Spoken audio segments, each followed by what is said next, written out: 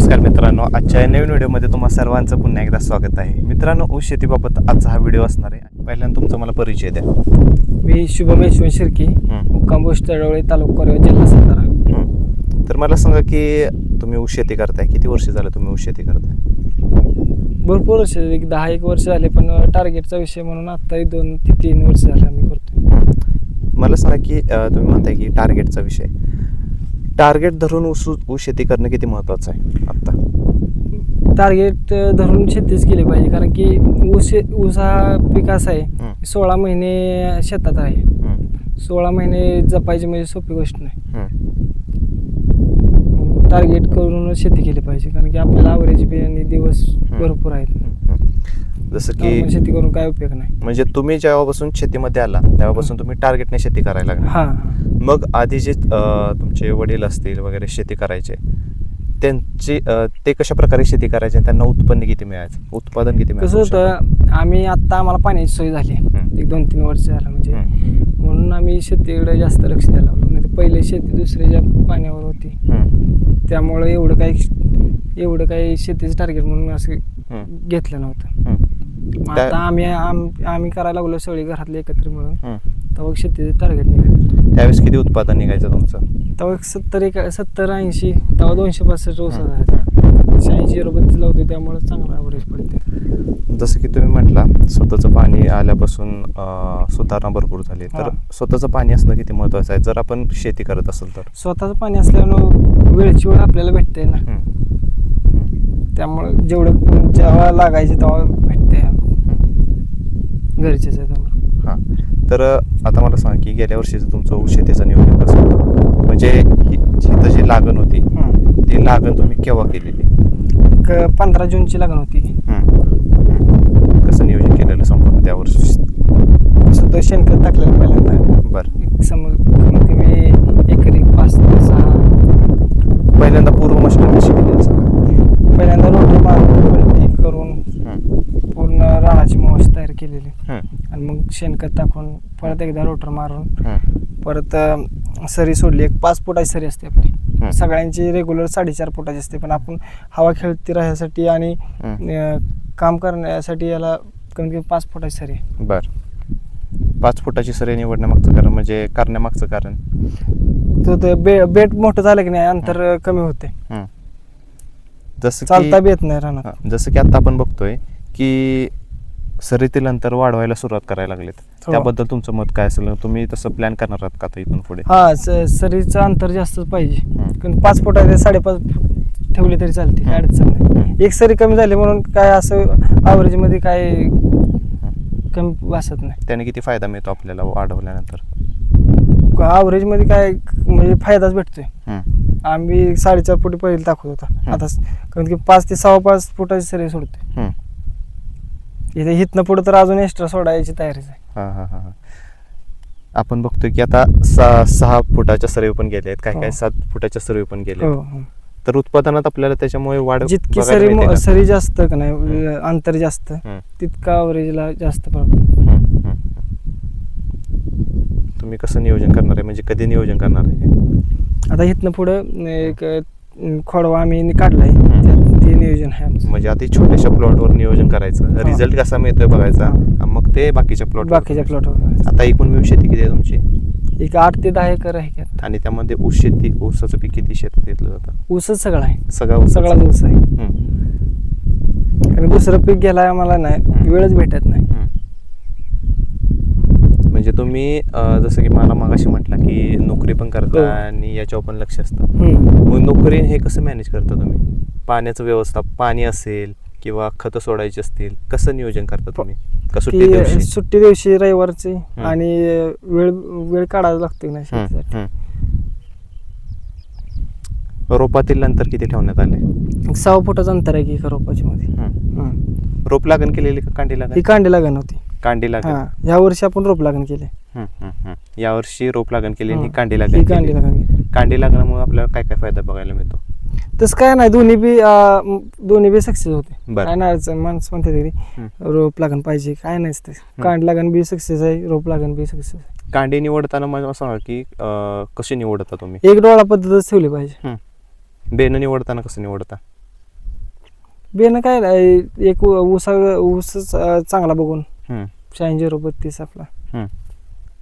86-032 हा आहे. 86.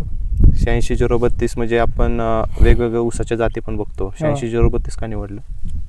86-032 म्हणजे ॲव्हरेजला बी चांगला आहे. हम्म, अंतर म्हणजे ऊसाची कांडी कमीत कमी 40 ते 45 कांड्यावर जातोय. हम्म. खत व्यवस्थापन कसं होतं गेल्या वर्षी? खत व्यवस्थापन ऊस लावायच्या आधी बी आम्ही बेसल डोस भरला. बरं, काय काय वापरता त्यामध्ये तुम्ही साधारण? काय आपले बेसल डोसच की ही ॲग्रोहायटेकचे आणि ढोले साहेब आहेत की नाही, हम्म. त्यांचं आम्ही मार्गदर्शन घेतो. ते सांगाल ते आपलं हम्म. त्यांच्या मार्गदर्शनावर चाललंय सगळे. साधारणतः किती शेड्यूल असतात आणि कसं नियोजन असतं? कमीत कमी 4 ते 5 डोस होते आपले. बरं. हम्म. सगळे ॲग्रोहायटेकचेच आहे ते. खर्च किती होतो? हे किती क्षेत्र आहे आताचं? एक 30 गुंठ्याचा प्लॉट आहे आणि कोंबड खताचा बी आपण ह्या वर्षी वापर केला आहे. बरं. साधारण मी 30 ते 40 पोती टाकले ते कोंबडी खत. कोंबडी खते आता टाकले ते. कोंबडी खत का टाकलं म्हणजे काय रिझल्ट त्याच्यामुळे काय वाटतंय? कोंबडी खताचा बी गेल्या वर्षी आपल्याला रिझल्ट भेटला आहे. बरं. त्यामुळे ह्या वर्षी बी सगळ्या शेतात टाकले ते. आणि शेणखत? शेणखत आपण लागण्या वेळेसच टाकलेले. लागणे वेळेस टाकलं आणि यावर्षी तुम्ही कोंबडी खत. कोंबडी खत टाकलं हां. म्हणजे खोडव्याला. हा खोडव्याला. आणि 65 कुट्टी केलीच पाहिजे सगळे. 65 कुट्टीचा इतका रिझल्ट आहे की 65 कोटी आपण येऊच, पण पहिल्यांदा सांगा की मला तुम्ही खत व्यवस्थापन सांगितलं. किती म्हणजे तुम्हाला वर्षभर किती वेळ शेड्यूल झाले तुमचे आणि किती खर्च आला साधारणतः तुम्हाला? कमीत कमी एकरी 1 लाख रुपये खर्च येते टोटल सगळा धरला तरी. मशागत सगळं मशागत वगैरे सगळं धरून. आणि त्यानंतर तुमचं पाण्याचं व्यवस्थापन कसं आहे? म्हणजे बघतोय की आपण ड्रिपवर आहे. हा ड्रिपवरच आहे सगळं. सोड पाणी का नाही केलं? ड्रिपवर का नियोजन? ड्रिपनं कसं जेवढं गरजेचं आहे तेवढंच पाणी मिळलं जातं. महत्वाचा वेळ वाचते. 8 ते 10 एकर पाणी सोड पाण्यानं करायचं म्हटलं की अख्खा वेळ एकाच रानात थांबायला लागेल. आणि गेल्या वर्षी तुम्ही आता तुमचा ऊस केला लागणीचा, त्यावेळेस सांगा की मला ऊसतोड करायच्या आधी म्हणजे त्या वर्षी त्या वेळेत तुम्ही पाचटीचं व्यवस्थापन कसं केलेलं? पाचट काढलेली का? पाचट काढलेले आपण एक 7 ते 7 महिन्याचा ऊस झाला तेव्हा पाचट काढलेलं ऊसाची. पाचट काढल्यामुळे काय? पाचट काढल्यामुळे आम्हाला भरपूर फायदा झाला की वॉटर शूट निघाले आणि ते वॉटर शूट इतके म्हणजे कमीत कमी 5 ते 7 किलोचे म्हणजे ॲव्हरेज निघायला त्याला फायदा भरपूर मिळाला. किती कांड्या गेला ऊस तो? कमीत कमी 45 कांड्या ऊस होता 45. आणि वॉटर शूट कमीत कमी 10 ते 15 कांड्या होता. 45 कांड्या ऊस गेला. आणि किती महिने तो प्लॉट होता तुमचा? किती महिने? 16 महिन्याचा प्लॉट होता किती? 16 महिन्याचा प्लॉट होता. साधारणतः मला सांगा की एकूण मिळून तुमचं ऊस उत्पादन किती झालं गेल्या वर्षी या लागणीला?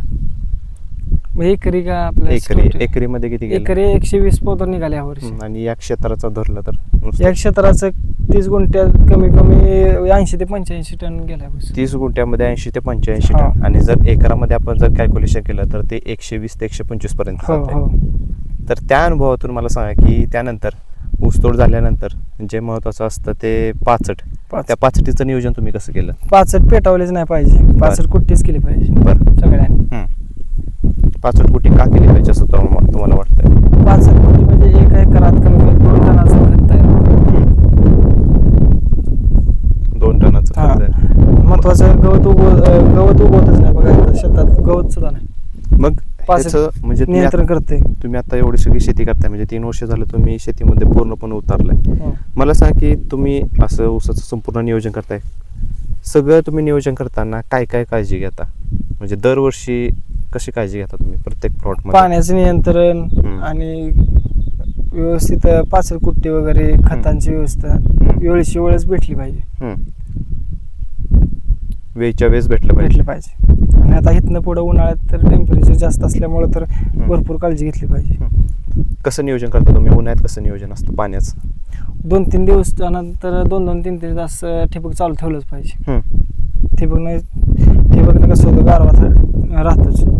आणि ही खत ही पाचट कुट्टी केल्यामुळं एवढं पाण्याची गरज लागतच नाही. जेवढं गरजेचं तेवढं लागतेच. बरोबर. साधारणतः दर किती मिळाला तुम्हाला? म्हणजे 3500. 3500 ने गेला. मित्रांनो आपण बघतोय ऊसाचा सुंदर असा प्लॉट आणि दादांचं नियोजन ऐकलं.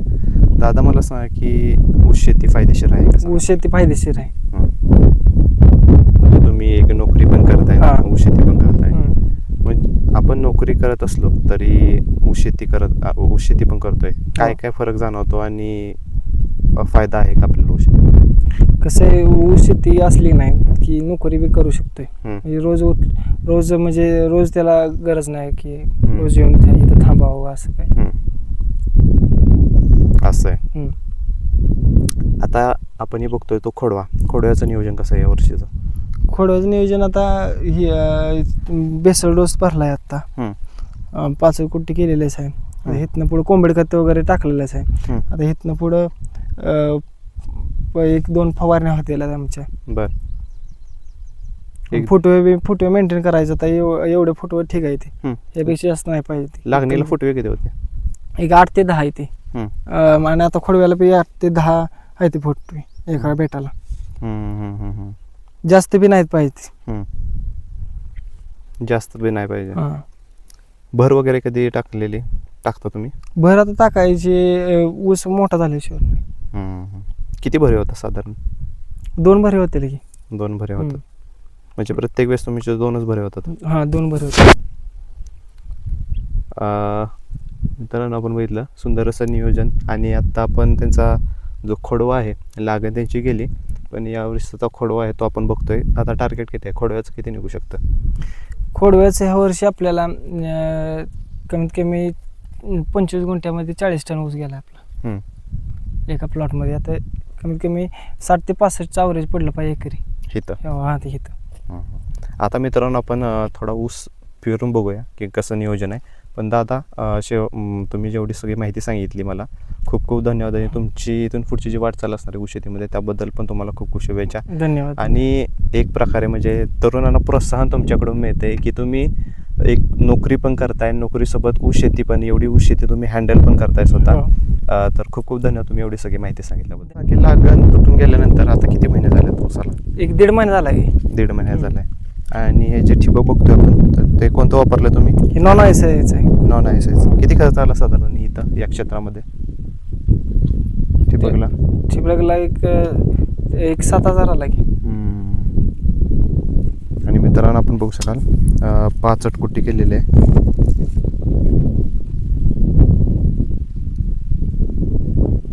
प्रत्येक क्षेत्रात तुम्ही 65 कुट्टीच करता? हो. पेटवून कधी देत 65 पेटवायचीच नाही. का बरं? कारण काय त्यामागे?